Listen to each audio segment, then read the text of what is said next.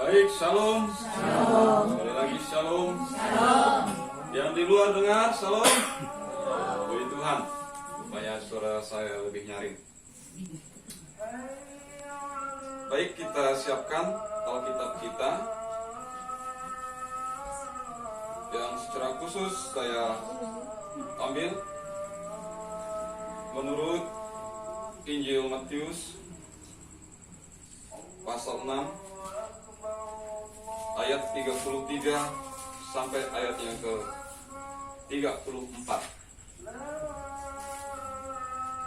Injil Matius pasal 6 ayat 33 sampai ayat yang ke 34. Saya baca firman Tuhan berbunyi demikian. Dengan perikop di atas hal kekhawatiran. Ayat yang ke-33. Tetapi carilah dahulu kerajaan Allah dan kebenarannya, maka semuanya itu akan ditambahkan kepadamu. Sebab itu janganlah kamu khawatir akan hari besok, karena hari besok mempunyai kesusahannya sendiri. Kesusahan sehari cukuplah sehari. Selamat malam. Tidak menyahut. Selamat malam. Apa kabar? Baik. Sehat semua ya, puji Tuhan. Bapak Ibu, saudara-saudari yang saya kasih di dalam Tuhan kita Yesus Kristus. Ada dua hal yang akan kita bahas dalam firman Tuhan ini. Hal yang pertama ialah saya awali dari sebuah pertanyaan. Pertanyaannya ialah, apa yang kita cari dalam hidup ini?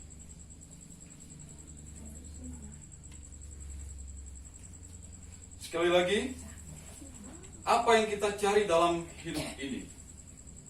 Khusus bapak-bapak, apa yang dicari?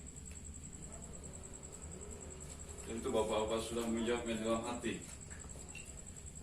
Bagi ibu-ibu apa? Apa kira-kira yang dicari dalam hidup ini? Pikirkan dulu. Bagi anak-anak, remaja, pemuda, apa yang dicari dalam hidup ini?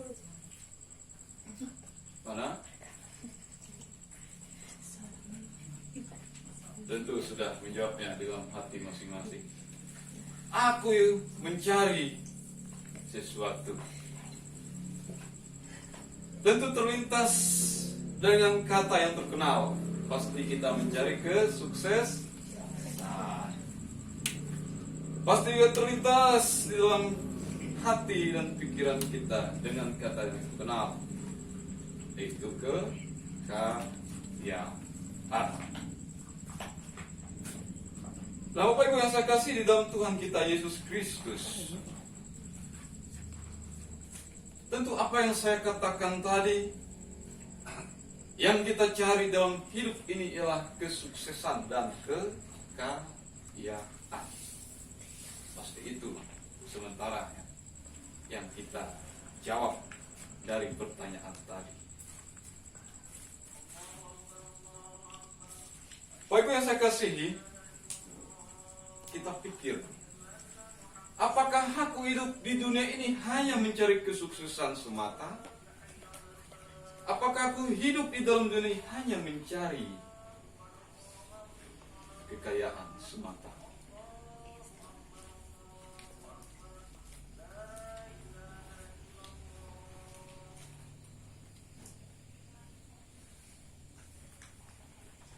Kalau kita hanya berkata seperti itu, saya, Pak Ibu sekalian, saudara-saudari, kalau kita hanya menjawab, aku mencari kekayaan, aku mencari kesuksesan, kita perlu menyadari akan hidup kita. Kalau kita baca di dalam firman Tuhan ini, tetapi carilah dahulu kerajaan Allah dan kebenarannya, maka semua itu akan ditambahkan kepada. ketika saya mencermati firman Tuhan ini, saya menemukan dua hal yang penting. Dan saya menyimak firman Tuhan ini, ada dua hal yang penting dapat kita simak di sini. Ketika kita dalami, berarti firman Tuhan ini mengajak kita memfokuskan bahwa kita perlu juga mencari kebutuhan rohani kita. Dan setelah itu dikatakan di sini ada suatu kebutuhan jasmani yang akan kita dapatkan. Di sini katakan, tetapi cari dahulu kerajaan Allah dan kebenarannya, maka semua itu akan ditambahkan kepadamu. Mungkin ini ayat yang sudah terkenal bagi Bapak Ibu sekalian.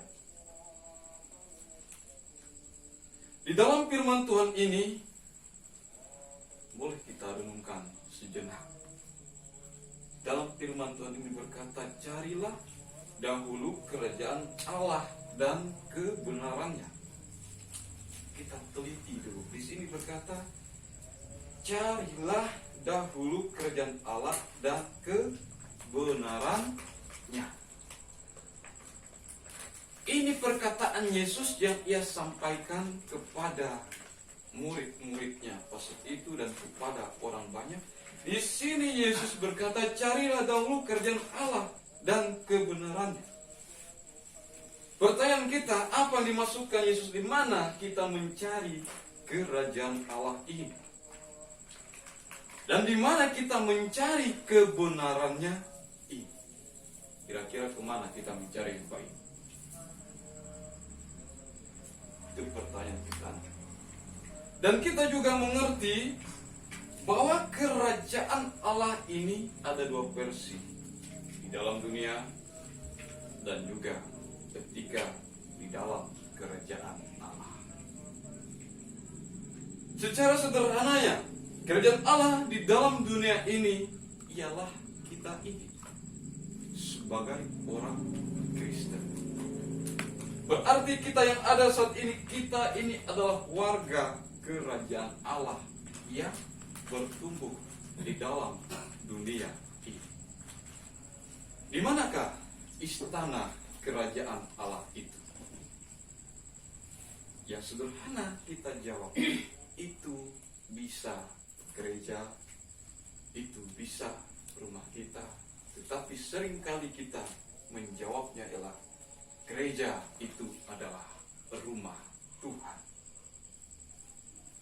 Dan kebenarannya itu seperti apa, Bapak Ibu? Berarti di dalam sebuah kerajaan itu sendiri mempunyai sebuah aturan. Jangan jauh-jauh, di dalam pemerintahan kita Indonesia mempunyai aturan, mempunyai tantangan, dan mempunyai sistem.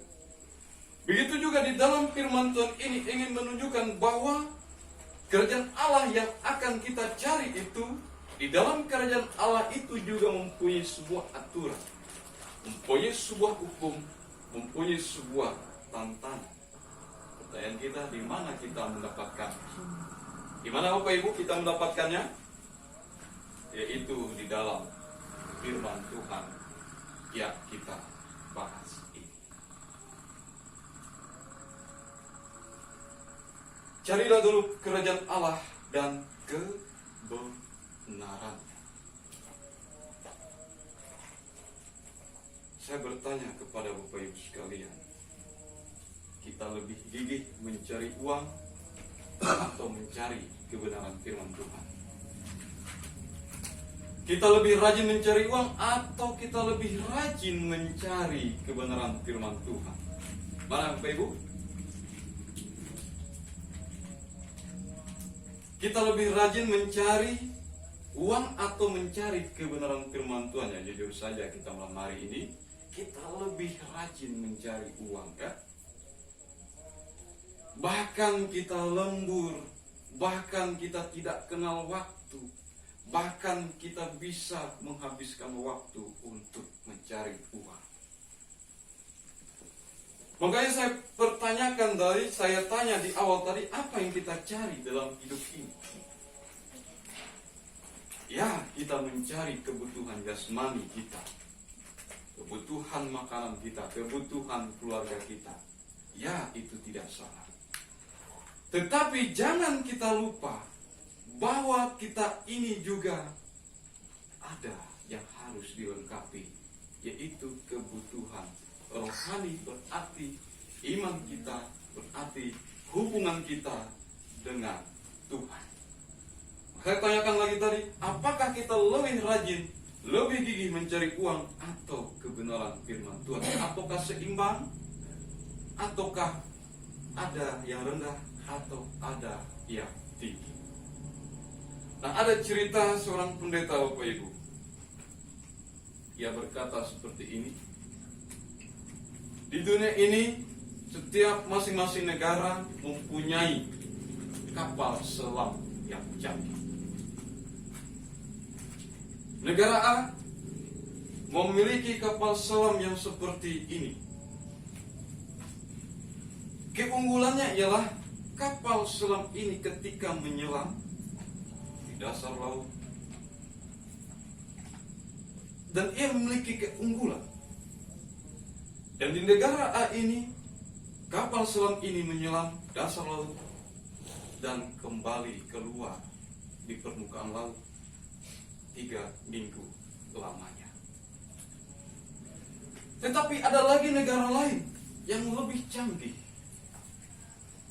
Ketika kapal selamnya ini menyelam di dasar laut, tunggu tak tunggu,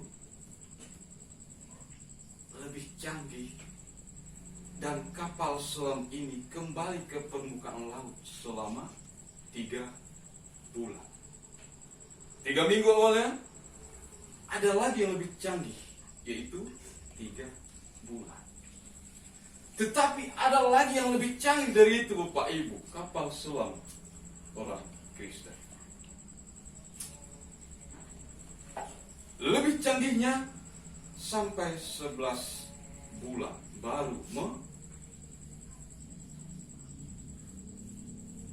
mengapung atau baru keluar dari dasar laut. Kenapa 11 bulan? Di bulan Desember itu ia menampakkan diri. Nah, dalam artian di situ dari cerita itu, kita jujur saja, apakah kita ini tidak mengimbangi hidup kita di dalam Tuhan? Bahkan kadang-kali kita sebagai orang Kristen ini hanya Desember itu kita muncul seperti cerita tadi. Berarti kita lebih canggih kapal kita dari negara-negara lain. Natal yang muncul, tapi habis Natal itu yang menyelam lagi selama 11 bulan baru muncul lagi. Dan di sini juga diterangkan setelah kita mencari kerajaan Allah dan kebenarannya, ada sesuatu yang diberikan. Semuanya itu akan ditambahkan kepadamu. Apa kira-kira yang ditambahkan ini? Bapak Ibu yang saya kasihi, saya mencoba merenungkan firman Tuhan ini. Yang ditambahkan artinya di sini ialah bukan hanya sebagai semata berkat. Kadang-kadang kita kalau bicara berkat ini, itu yang selalu kita artikan di dalam Alkitab itu. Tetapi menurut saya lebih menjauhi berkat itu sendiri. Maka semuanya akan ditambahkan kepadamu. Nah, kira-kira kalau kita minta kepada Tuhan, berkat apa yang kita minta? Semua ini akan ditambahkan kepadamu. Saya kena percaya, Bapak Ibu, ketika kita mencari kebenaran firman Tuhan, ada sesuatu berkat yang lebih dari materi. Ada suatu berkat yang melimpah. Apa kira-kira berkat itu sendiri? Saya akan percaya masing-masing kita pada malam hari ini mengertikan kesuksesan itu seperti apa. Tetapi saya memberi arti kesuksesan itu ialah baik harta, kebahagiaan, kesehatan. Saya mengartikan kesuksesan, kekayaan, kebahagiaan, dan kesehatan. Tetapi menjadi pertanyaan kita, bagaimana kita menyikapi ketika kita masuk dalam kesuksesan itu? Dan menjadi pertanyaan kita, bagaimana aku menyikapinya? Tetapi ada kalanya ketika kita masuk di dalam suasana kesuksesan itu, terkadang kita ingat Tuhan, terkadang kita lupa dari Tuhan. Nah, di dalam firman di ayat yang ke-33 ini ingin mengajak kita, fokuslah kita mencari Tuhan. Fokuslah kita mengenal Tuhan. Fokuslah kita selalu belajar akan kebenaran firman Tuhan. Maka semua apa yang Tuhan miliki boleh Tuhan berikan kepada kita. Nah, Bapak Ibu yang saya kasihi, dalam dunia ini memang kita mencari kebutuhan jasmani, tetapi kita ingat juga di dalam dunia ini ada kesempatan kita untuk mencari, untuk memenuhi kebutuhan rohani kita. Yang kedua ialah, saya juga merenungkan firman Tuhan yang pertama tadi tentang mencari sesuatu. Nah, yang kedua seperti ayat yang ke-34 ini berbicara tentang kekhawatiran di dalam kehidupan kita. Saya bertanya lagi, apa yang kita khawatirkan dalam hidup ini? Bapak Ibu sekalian, apa yang kita khawatirkan di dalam hidup ini? Bapak-bapak, apa yang dikhawatirkan dalam hidup ini? Tentu bapak-bapak sudah menjawabnya. Ibu-ibu, apa yang dikhawatirkan dalam hidup ini? Anak-anak, remaja, pemuda, apa yang dikhawatirkan dalam hidup ini? Tentu masing-masing menjawab, ini yang saya khawatirkan, ini yang saya khawatirkan. Dan kekhawatiran itu ada sebuah ketakutan kita, kegelisahan kita. Dan pasti kita pada malam hari ini juga, pasti masing-masing kita memiliki kekhawatiran di dalam hidup ini. Tetapi di dalam firman Tuhan ini ingin mengingatkan kita, memang wajar kita khawatir dalam hidup kita. Tetapi ada sesuatu mengingatkan kita.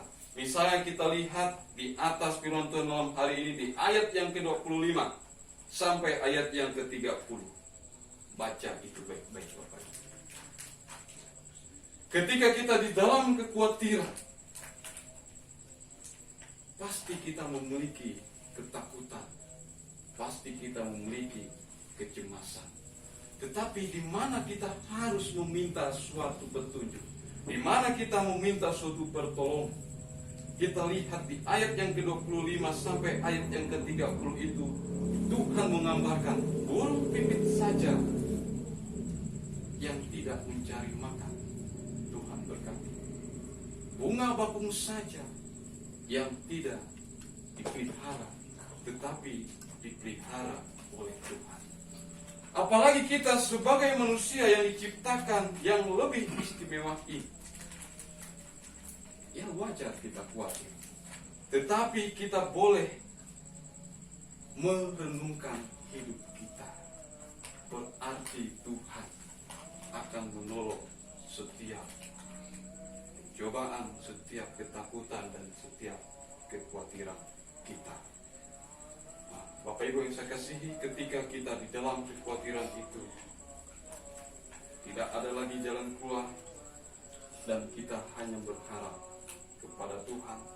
Dan juga di dalam firman Tuhan ini rupanya kita ini sering menghakimi diri kita sendiri.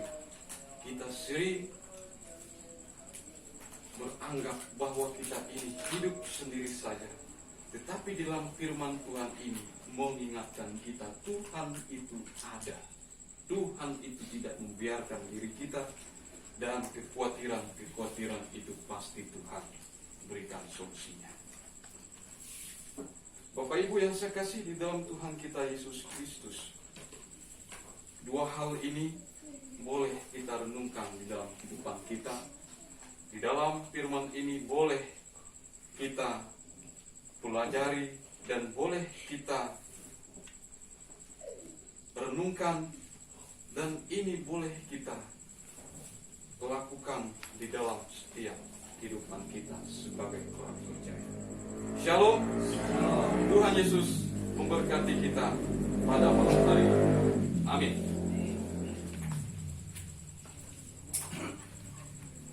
Bapak Ibu yang saya kasihi, kita